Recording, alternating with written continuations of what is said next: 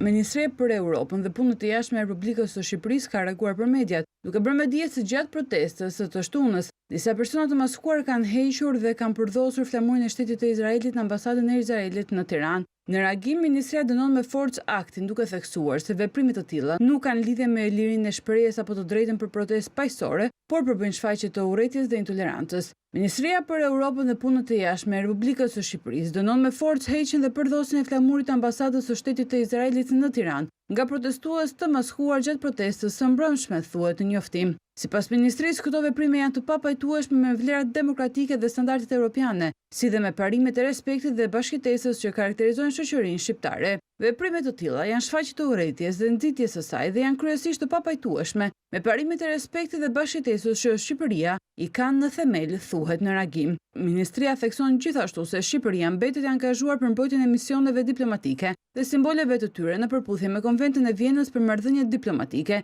Në reagim shpreh dhe solidariteti me ambasadën e shtetit të Izraelit, ndërsa theksohet se dhuna, intimidimi dhe gjua urrëties nuk do të kenë vend në një shoqëri demokratike.